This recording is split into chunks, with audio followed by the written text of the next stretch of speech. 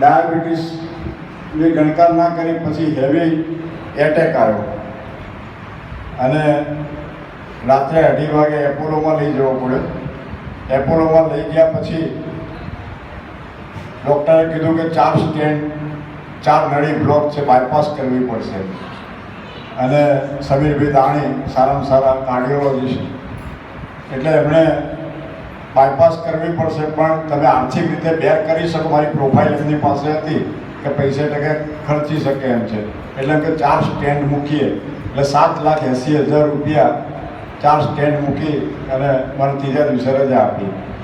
સાથે 2-3 ગિફ્ટ આપી, બીપીની ગોળીની ગિફ્ટ આપી, ઇન્સ્યુલિનની ગિફ્ટ આપી, બીજી બધી લોહી પાતળું કરવાની ગોળીની ગિફ્ટ આપી.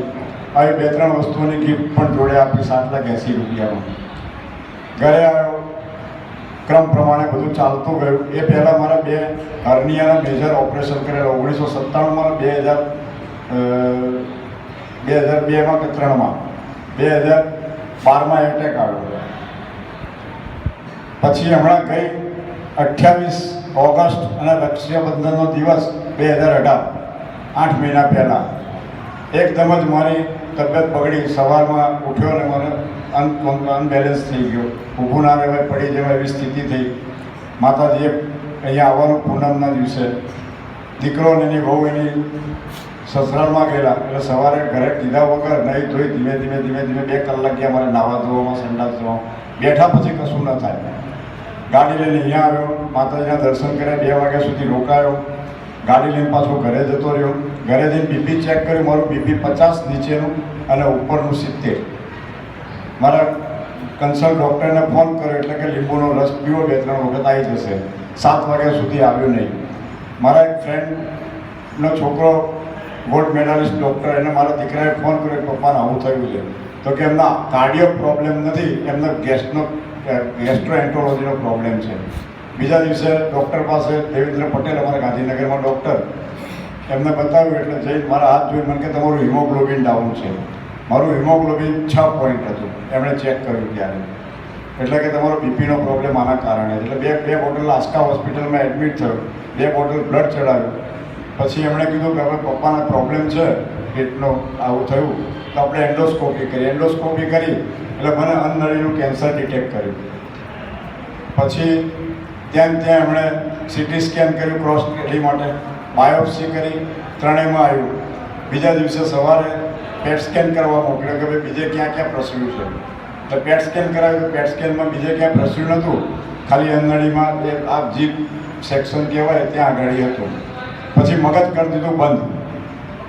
રાજકીય લેવલે ઘણા વર્ષો કામ કર્યું, સામાજિક લેવલે ઘણા વર્ષો કામ કર્યું, આ સંસ્થામાં જોડાયેલા, એટલે ઘણા બધા કેસમાં, ઘણા બધા દર્દીઓમાં, ઘણા બધા દર્દોમાં અનેક ડૉક્ટરો પાસે સેવામાં જવું પડે. એટલે બધાની વ્યથા, એમની શારીરિક સ્થિતિ, એનું રિઝલ્ટ, આ બધાનો અભ્યાસ હતો જ. એટલે પહેલા દિવસે જ નક્કી કર્યું કે મારે એલોપેથીમાં જવું નથી, પણ ડાયગ્નોસિસ માટે, કોઈપણ રોગના ડાયગ્નોસિસ માટે એલોપેથી સિસ્ટમ આપણને એક લેવલ ઉપર તો લાવીને મૂકી દે. એટલે અમદાવાદના ટોપ લીડિંગ ડૉક્ટરો, જે સારામાં સારું નામ ધરાવે છે એવા ડૉક્ટર શશાંક પંડ્યા, કૌસ્તુભ પટેલ, અશોક પટેલ, એવા 10 ડૉક્ટરનું કન્સલ્ટ કર્યું. એમણે કીધું કે ભાઈ તમારી સર્જરી, કે રેડિયેશન, કીમો અને સર્જરી, આ 3 વસ્તુ કરવી પડશે. 35 લાખ રૂપિયાનું પેકેજ, તમારી અન્નનળી આટલી કાપવી પડશે, પેટ ઊંચું લેવું પડશે, ફૂડ પાઇપ બહાર આવશે. એટલે મેં કીધું ફૂડ પાઇપ બહાર આવે કાયમ રહે કે પરમેનન્ટ, ટેમ્પરરી? તો કે ગોડ ગિફ્ટ, નો ગેરંટી. બધું સારું. પછી ભારતનો પહેલો ઓન્કોલોજીસ્ટ ડૉક્ટર અડવાણી, બોમ્બેમાં, એની પેનલમાં ડૉક્ટર દેશપાંડે, એની પેનલમાં ડૉક્ટર પ્રધાન સુલતાન, ભારતના 3 મોટા ડૉક્ટરો કહેવાય. બોમ્બેમાં એમની એપોઇન્ટમેન્ટ લઈ, એમની એપોઇન્ટમેન્ટ 3ને એક ટેબલ પર ભેગા કરવા એટલે માથાનો દુખાવો.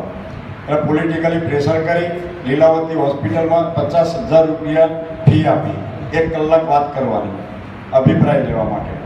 એમણે પણ આ જ વસ્તુ શેર કરી કે ભાઈ જે આવું થાય, રેડિયેશન, કીમો, સર્જરી. એણે 70 લાખનું પેકેજ આપ્યું કે ભાઈ 70 લાખ રૂપિયા, આ જ વસ્તુ પણ નો ગેરંટી. એમાં ડૉક્ટર અડવાણી સાહેબે બહુ સરસ વાત કરી કે ઓન્કોલોજીમાં, કેન્સરના કેસમાં દુનિયાની અંદર કોઈ પણ ડૉક્ટર એની ટ્રીટમેન્ટ કરતો નથી. હું પણ નથી કરતો, કોઈ કરતો નથી. અમે માત્ર પ્રેક્ટિસ કરીએ છીએ અને એક્સપેરિમેન્ટ કરીએ છીએ. કીધું ઓકે. ત્યાંથી અમે પાછા આવ્યા. મારો પાર્ટનર ચેતનભાઈ પટેલ કરીને છે, એમને પાટણના વતની પાટણના એક ડૉક્ટર અમેરિકામાં જેડી પટેલ કરીને અમેરિકાનો ટોપ લેવલનો એન્કોલોજીસ્ટ ડૉક્ટર છે. એની પેનલમાં ડૉક્ટર એલેક્ઝાન્ડર કરીને છે. એમના અહીંથી આપણા રિપોર્ટ મોકલ્યા. એમના રિપોર્ટ મોકલ્યા. એમણે કીધું કે ભાઈ તમે આ બધું જે મારી 30 વર્ષની પ્રેક્ટિસ છે, પણ મારા જેની સાથે લાગણીના સંબંધો છે, મારા લોહીના સંબંધો છે, એને હું સારવાર કરતો નથી, ટ્રીટમેન્ટ કરતો નથી, પ્રેક્ટિસ કરતો નથી, એક્સપેરિમેન્ટ કરતો નથી. તમે નેચરોપથી અપનાવો અને એને સપોર્ટમાં તમારે જવું હોય તો ધર્મશાળાથી તિબેટિયન લામા છે ત્યાંથી દવા લઈ આવો. આ 2 વસ્તુ કરો, બાકી આમાં પડશો નહીં. એલોપેથીમાં કોઈ પણ એક પણ ટીકડી લેતા નહીં. એવું સારું. એ પાસે આપણી પાસેની માહિતી પણ આવી ગઈ. તમે ધર્મશાળાથી દવા લઈ આવ્યા. મારા એક મિત્ર બીજા હમણાં આ ટીમના સહયોગી છે, અધ્યાયી છે, એમના વાઇફ સુધાબેન પટેલ, મારા ભાગીદાર, એમના મિસ્ટર, જેવી ખબર પડી કે ભાઈ રસબીન આવું ડિટેક્ટ થયું 28 ઓગસ્ટના દિવસે, એ દિવસે રાત્રે મારા ઘરે આવી ગયા. મને ખાવાનું કરાવી દીધું બંધ. અને મારી વાઈફની જોડે રોજ સવારે 7, 7:30 આવી જાય, બપોર 12 વાગે આસપાસ આવી જાય, સાંજે આવે. એટલે આ જ્યુસ કેમ બનાવો, સલાડ કેમ બનાવો, કેવી રેસીપી નાખવી, શું નાખવું, એ બધું મારી વાઈફને એમને ટ્રેન કરી દીધી. એ દિવસથી મારું અનાજ થઈ ગયું હતું બંધ. 10 દિવસ પછી અમે ધર્મશાળાથી દવા લઈને આને બિલકુલ ફોલો કર્યું. સાહેબે કીધું કે 8 કલાક સુધી પાણી નહીં પીવાનું. મારા કેસમાં પેલી દવા જે મારે, કારણ કે આવો કેસ સાંભળી એટલે પેશન્ટ, મારી તો માનસિક સ્થિતિ મજબૂત જ નહીં, પણ પરિવાર, કુટુંબની, પડોશ બધા ડિસ્ટર્બ થઈ જાય. એટલે આમનો એક્ઝેક્ટ ફોલો નથી કર્યું, પણ મારું રિઝલ્ટ મારે સમજાવવું છે કે 8 કલાકની જગ્યાએ મારે સવારે 8 વાગ્યા પેલાની ધર્મશાળાની ગોળી લેવાની. એટલે ગોળી લઈને નાસ્તા પહેલાં આપણી જે રૂટીન મેડિકલ પેથોલોજી પ્રમાણે જે સિસ્ટમ છે કે ભાઈ નાસ્તા પહેલાં ગોળી લેવાની. એટલે નાસ્તા પહેલાં ગોળી લઈ અને હું જ્યુસ પી લેતો હતો. જે 12 વાગે 2 વાગે પીવાનો હતો એની જગ્યાએ હું 8 વાગે પી લેતો હતો. 10 વાગે મારે ગોળી લેવાની, તો એ વખતે પાછો ફરી અડધો ગ્લાસ જ્યુસ પી લેતો હતો. 12 વાગે સલાડ ખાઈ લઉં, ફ્રૂટ ખાઈ લઉં, એકાદ નાનું પપૈયું ખાઉં. ખટાશ એમણે બિલકુલ ના પાડી, એટલે ખટાશ હજુ સુધી મેં લીધી નથી. આમની દવા કર્યાથી મને આજે લગભગ 8.5 મહિના થયા. 8.5 મહિનાની અંદર 1 મહિના પછી, એક્ઝેક્ટ 1 મહિના પછી મારી ડાયાબિટીસની, રોજ ડાયાબિટીસ મારો આખો ગ્રાફ બનાવે છે, ચાર્ટ બનાવે છે, કેટલા વાગે શું ખાધું, શું ગોળી લીધી, કયું ગ્રીન જ્યુસમાં શું નાખ્યું, સલાડમાં શું લીધું, પપૈયું લીધું, ચીકુ લીધું, ફલાણું લીધું, એ બધો ગ્રાફ છે. કેટલા વાગે સવારનો ફાસ્ટિંગ ડાયાબિટીસ, બપોરનો બીપી ડાયાબિટીસ, બીપીની ગોળી બંધ કરી દીધી, સવારનું બીપી, દિવસમાં 3 વખત બીપી ચેક કરું છું. એનો પણ મારો આખો ગ્રાફ છે 9 મહિનામાં. 8 મહિના થયા. 8 મહિનાની અંદર મારો ડાયાબિટીસની એક પણ ગોળી લીધી નથી આજ દિન સુધી, અને તરાઈને ખાઉં છું.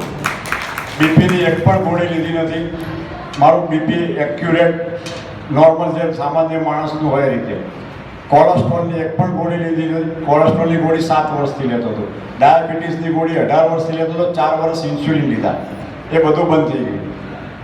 પ્લસ મને 25 વર્ષથી કબજિયાત, એસિડિટી, હાઇપર એસિડિટી, 25 વર્ષમાં અનેક ઉપચાર, અનેક દવાઓ, અનેક થેરાપી, ઈસબગુલ, હરડે, ત્રિફળા, બેથી, વરિયાળી, કંઈ બાકી નથી રાખ્યું. 8 મહિનામાં મને એક પણ દિવસ એસિડિટી નથી, કબજિયાત નથી. રેગ્યુલર 8 મહિનાથી, સાહેબે કીધું 15 દિવસ એનીમાં, હું 8 મહિનાથી એનીમાં લઉં છું. રેગ્યુલર સવાર અને સાંજ. રાત્રે 7ની આસપાસ જમી લઉં, 10 વાગે સૂઈ જાઉં. 10 વાગે સૂતી વખતે એનીમાં લઈને સૂઈ જાઉં. સવારે પહેલી વખત ટોયલેટ જઈ આવ્યા પછી ચાલવા જાઉં છું, વોકિંગ કરવા, અને આવીને પછી એનીમાં લઈ લઉં છું. 2 વર્ષ પહેલાં મને ટીચરનો પ્રોબ્લેમ થયો. આ પગથિયું મારાથી ચડાય નહીં. 40-45 હજાર રૂપિયા અલગ રિપોર્ટો, દવાઓ, હા તે બધું કર્યું. છેલ્લે ડૉક્ટરે તારણ કર્યું કે ભાઈ તમારે ની રિપ્લેસમેન્ટ કરાવવું પડશે. એટલે આપણે ત્યાં ઊભા થઈ ગયા. એટલે દુખાવો થાય એટલે પેલી એન્ટીબાયોટિક ગોળી લઈ લો, વળી પાછું ચલાવો. આ પ્રયોગ કર્યો, એની જોડે મારા ટીચરના પ્રોબ્લેમ બિલકુલ સોલ્વ થઈ ગયા. ફલાઠી મારી બેસીને તો સત્તર જગ્યાએ ગઈ શિવરાત્રી, હમણાં 4મી તારીખે જે શિવરાત્રી ગઈ, મહાશિવરાત્રી, એ દિવસે મહાદેવજીની 4 પ્રહરની રાત્રિની પૂજામાં 12 કલાક વિધાઉટ બ્રેક પલાઠી મારી બેઠો હતો. અને અત્યારે સવારે 4.5 થી 5 કિલોમીટર ચાલું છું, સાંજે 4.5 થી 5 કિલોમીટર ચાલું છું, એટલે રોજનું 9 થી 10 કિલોમીટર આરામથી ચાલું છું. કોઈ બીપી નહીં, કોઈ શ્વાસ નહીં, કોઈ ડાયાબિટીસ નહીં. એટલે આ પ્રેરણા કર્યા પછી મેં બીજા 15-20 કેન્સરના પેશન્ટ હતા, બીપીના પેશન્ટ હતા, હાર્ટના પેશન્ટ હતા, એ બધા પેશન્ટોને મેં ડાયવર્ટ કર્યા આમાં કે ભાઈ આમાં પડશો નહીં. બીજો એક દાખલો આપી દઉં. મારા એક મિત્ર છે ગાંધીનગરમાં પોલીસ ખાતામાં PSI તરીકે રિટાયર થયા અને LCBમાં જ આખી જિંદગી નોકરી કરી. એટલે ભગવાનની દયાથી ધરેલ પૈસા માતાજીના કૃપાથી કમાયા. એને દિવાળી ભાઈબીજ કે ત્રીજના દિવસે એના લીવરનું કેન્સર ડિટેક્ટ થયું. ઝાયડસ હોસ્પિટલમાં, SCGમાં, સિવિલમાં એણે 10-15 ડૉક્ટરો બદલી નાખી. મારી ખબર કાઢવા બી આવી ગયેલા. આ બધા રિપોર્ટ લઈ અને પછી મારા ઘરે આવ્યા કે ભાઈ આવું થયું છે મને, અને શું કરું. 1 કલાક તો રડ્યા. પૈસા ત્યાં પહેલાં 45 લાખ રૂપિયાનું પેકેજ આપ્યું હતું લીવર ટ્રાન્સપ્લાન્ટનું, અને કીધું કે રાખ્યા પછી 50% તમારું કહેવાય, 100%ની અને 50% સક્સેસ જશે એની શ્યોરિટી નહીં. એટલે મેં તમારું રિબાઈન મરવું છે પથારીમાં, લોકો ખબર કાઢવા એમ કે ભાઈ મરી ગયા છૂટી જાય તો સારું, એવી રીતે મરવું છે. તમે ક્ષત્રિય છો એટલે મોતથી ડરો નહીં. તો કે એ વાત સાચી. તો મેં આપણે હસતા મોઢે મરવું છે. અને આપણા ટ્રેકમાં ભાઈ રાજેશભાઈનો સંપર્ક કર્યો. મારા ઘરેથી મારી વાઈફે એમના ઘરેથી બધી શરૂઆત બધી કરાવી દીધી. આજે 4 મહિના થયા, એમના રિપોર્ટ 0 આવ્યા 4 જ મહિનામાં. અને HCGમાં જે ડૉક્ટરોને કન્સલ્ટ કર્યા તે બધા પાસે ફરી રિપોર્ટ કરાવવા ગયા. તો ડૉક્ટર હવે બિલીવ કરવા તૈયાર નથી કે આવું શક્ય જ નથી. આ રિપોર્ટ તો પેલા ભાઈ કે હું કેસ કરું તમારા ઉપર, ઝાયડસ ઉપર, કે મને